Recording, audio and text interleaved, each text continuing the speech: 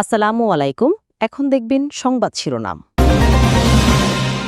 পুরো বিশ্বকে ১৫০ বার উড়িয়ে দেওয়ার মতো পারমাণবিক অস্ত্র আছে যুক্তরাষ্ট্রের ভান্ডারে, হুমকি ট্রাম্পের। ৩ দশক পর পারমাণবিক পরীক্ষা চালানোর পক্ষে মার্কিন প্রেসিডেন্ট। সুদানের সংকট সমাধানে আমিরাতের মধ্যস্থতা মানবে না খার্তুম। আরএসএফকে সন্ত্রাসী সংগঠন ঘোষণায় আন্তর্জাতিক সম্প্রদায়ের প্রতি আহ্বান। শেষ মুহূর্তের প্রচারণা ঘিরে জমজমাট বিহারের বিধানসভা নির্বাচন। উন্নয়নের প্রতিশ্রুতি আর ভোটে কারচুপির অভিযোগ নিয়ে সরব সরকার ও বিরোধী দল। এতক্ষণ দেখছিলেন সংবাদ শিরোনাম, এখন দেখবেন বিস্তারিত।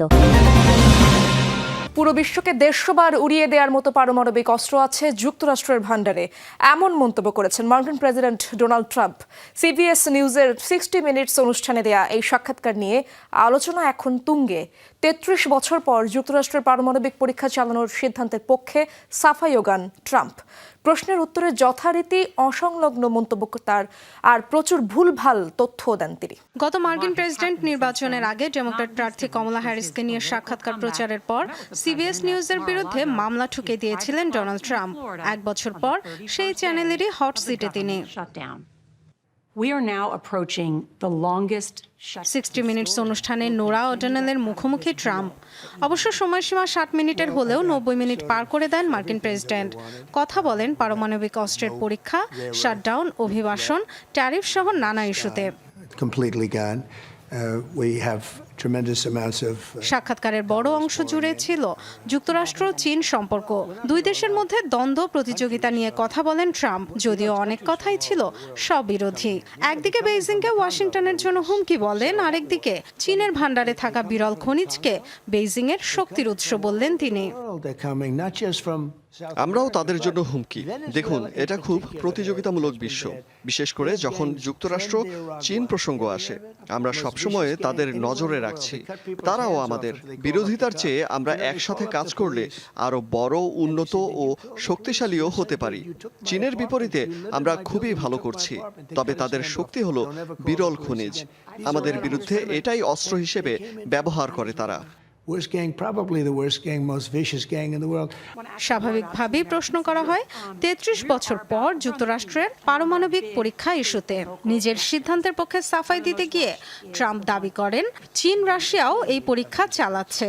পরমাণু শক্তিতে নিজেদের সেরা বলেও দাবি করেন। যে কোনো দেশের চেয়ে বেশি পারমাণবিক অস্ত্র আছে আমাদের। রাশিয়া দ্বিতীয় অবস্থানে, চীন বেশ বড় ব্যবধানে তৃতীয় অবস্থানে। তবে 5 বছরেই ধরে ফেলবে রাশিয়াকে। আর এই মুহূর্তে আমাদের পরমাণু নিরস্ত্রীকরণ ইস্যুতে কিছু করা উচিত। কিন্তু এটি বড় একটি বিষয়। পৃথিবীকে 150 বার উড়িয়ে দেওয়ার মতো পর্যাপ্ত পারমাণবিক অস্ত্র আছে আমাদের। টেলিভিশনে 1/3 প্রচার করলেও পুরো 90 মিনিটের সাক্ষাৎকারটি অনলাইনে প্রকাশ করেছে সিবিএস নিউজ। এরপরই শুরু হয় আলোচনা। অনেকগুলো ক্লিপই ভাইরাল হয় সামাজিক যোগাযোগ মাধ্যমে। সমালোচনাও চলছে বিস্তর। নেটিজেনরা বলছেন, ট্রাম্প মিথ্যার পর মিথ্যা বলে গেলেও ঝামেলা এড়াতে তা শুধরে দেননি প্রশ্নকর্তা। সুদানে চলমান সংকট সমাধানে মধ্যস্থতাকারী হিসেবে আরব আমিরাতকে মেনে নেবে না খার্তুম স্পষ্ট জানিয়ে দিয়েছেন দেশটির শীর্ষ কূটনীতিক ইমাদ এল-দিন মুস্তাফা আদওয়ারি। আরএসএফকে সন্ত্রাসী সংগঠন হিসেবে ঘোষণার জন্য আন্তর্জাতিক সম্প্রদায়ের প্রতি আহ্বান জানান তিনি। আধা সামরিক বাহিনীটির সাথে খার্তুম প্রশাসন কোনো ধরনের আলোচনায় বসবে না বলেও সাফ জানিয়ে দেন আদাউই। অন্যদিকে চরম মানবিক সংকটের মাঝে প্রাণ বাঁচাতে দারফুর ও কর্দোফান ছেড়ে পালাচ্ছে হাজার হাজার মানুষ। যেই সংযুক্ত আরব আমিরাতের বিরুদ্ধে উঠেছে সুদানে গণহত্যা ও যুদ্ধাপরাধে সম্পৃক্ততার অভিযোগ, সেই দেশই আবার রয়েছে দেশটির শান্তি আলোচনার মধ্যস্থতাকারী হিসেবে। সুদানে রাজনৈতিক সমাধানে পৌঁছানোর লক্ষ্য নিয়ে গেল সেপ্টেম্বরে যুক্তরাষ্ট্রের নেতৃত্বে গঠিত কোয়ার্টেট জোটের সদস্য আমিরাতের পাশাপাশি রয়েছে মিশর ও সৌদি আরব। তবে মধ্যস্থতাকারীর ভূমিকায় আবুধাবি থাকলে জোটটির উদ্যোগে কোনো ধরনের আলোচনায় অংশ নেবে না সুদান। জোর গলায় একথা জানিয়েছেন মিশরে নিযুক্ত সুদানের রাষ্ট্রদূত ইমাদ এল-দিন মুস্তাফা আদাউই। দেশটির বিরুদ্ধে প্যারামিলিটারি বাহিনী আরএসএফকে আর্থিক ও অস্ত্র সহায়তা দেওয়ার অভিযোগও তোলেন তিনি। যতক্ষণ সংযুক্ত আরব আমিরাত মধ্যস্থতাকারীর ভূমিকায় রয়েছে, আমরা জোটের উদ্যোগে কোনো ধরনের আলোচনায় অংশ নেব না।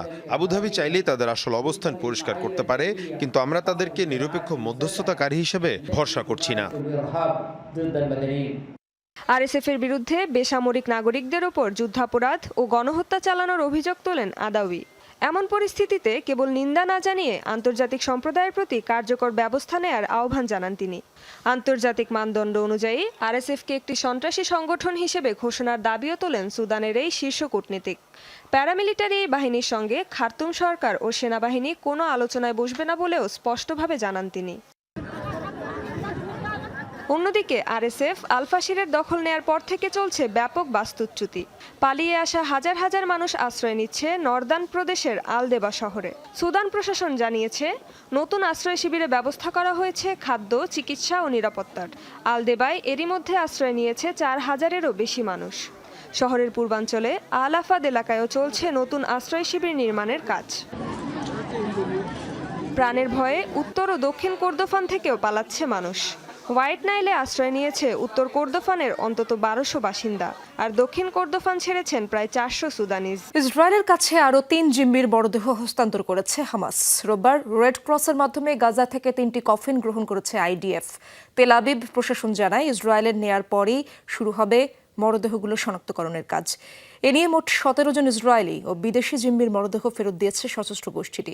বিনিময়ে 225 ফিলিস্তিনির মরদেহ হস্তান্তর করেছে ইসরায়েল।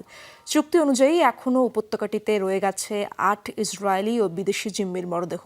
ইসরায়েলের অভিযোগ, মৃত জিম্মিদের ফেরত দিতে খুবই ধীর গতি দেখাচ্ছে হামাস। তবে সশস্ত্র সংগঠনটির দাবি, ধ্বংসস্তূপের নিচে চাপা পড়া মরদেহগুলো উদ্ধারে কাজ চালিয়ে যাচ্ছে তারা। প্রতিশ্রুতি আর কারচুপির অভিযোগকে ঘিরে বিহারে চলছে বিধানসভা নির্বাচনের শেষ মুহূর্তের প্রচারণা। কংগ্রেস সহ বিরোধী দলগুলোর অভিযোগ, মহারাষ্ট্র, মধ্যপ্রদেশের মতো বিহারেও ভোট চুরি করে ক্ষমতায় আসতে চায় বিজেপি। অন্যদিকে কেন্দ্রের ক্ষমতাসীনরা চালাচ্ছে ধর্ম ও উন্নয়নের প্রচারণা। এদিকে বিহারের বিধানসভা নির্বাচনকে দেখা হচ্ছে কেন্দ্রীয় রাজনীতির জন্য অ্যাসিড টেস্ট হিসেবে। চলছে শেষ মুহূর্তের প্রচারণা, তাই সর্বোচ্চ উজাড় করে দিয়েই দল আর প্রার্থীদের পক্ষে চলছে ক্যাম্পেইন। বিহারে বিধানসভা নির্বাচনের বাকি আর মাত্র একদিন। শেষ মুহূর্তের প্রচারণায় তাই অংশ নিয়েছেন প্রধানমন্ত্রী নরেন্দ্র মোদী। পাটনা সহ রাজ্যের গুরুত্বপূর্ণ জেলাগুলোতে চলছে জনসভা। বিহারে এককভাবে সরকার গঠনে মরিয়া মোদী তাই তুলে ধরেছেন উন্নয়নের নানা ফিরিস্তি। বিহারের জনগণের জন্য শিক্ষা, স্বাস্থ্য এবং সেচ ক্ষেত্রে পর্যাপ্ত সুযোগ নিশ্চিত করতে এনডিএ প্রতিশ্রুতিবদ্ধ। বিহার থেকে অভিবাসন বন্ধ করতে এবং রাজ্যে পর্যাপ্ত কর্মসংস্থানের সুযোগ তৈরি করতে পদক্ষেপ নেব আমরা। অন্যদিকে কংগ্রেসের সাথে জোট গঠন করেছেন আরজেডি সহ অন্যান্য স্থানীয় দলগুলো। আরজেডি নেতা তেজস্বী যাদব এবং কংগ্রেস নেতা রাহুল গান্ধীর নেতৃত্বে চলছে প্রচারণা। এবার নির্বাচনের শুরু থেকেই আলোচনায় বিজেপির ভোট কারচুপির ইস্যুটি। প্রচারণা শেষ দিনেও একই ইস্যুতে সরব রাহুল গান্ধী। মহারাষ্ট্র, মধ্যপ্রদেশ, কর্ণাটকের মতো রাজ্যগুলোতে ভোট চুরি করেছে বিজেপি। এবার বিহারেও সেই চেষ্টা চালাচ্ছে তারা। তবে ভোটাররা এবার সেই ষড়যন্ত্র রুখে দেবে। তবে বিশ্লেষকরা বলছেন, জয় পরাজয়ের ব্যবধান গড়ে দিতে পারেন রাজ্যের সবচেয়ে প্রভাবশালী নেতা বর্তমান মুখ্যমন্ত্রী নীতিশ কুমার। বিজেপি জোটের সাথে অংশ নিলেও যে কোনো সময় দল বদল করতে পারেন তিনি। নির্বাচনী প্রচারণার সময় বিহারের স্থানীয় জেলেদের সাথে মাছ ধরলেন কংগ্রেস নেতা রাহুল গান্ধী।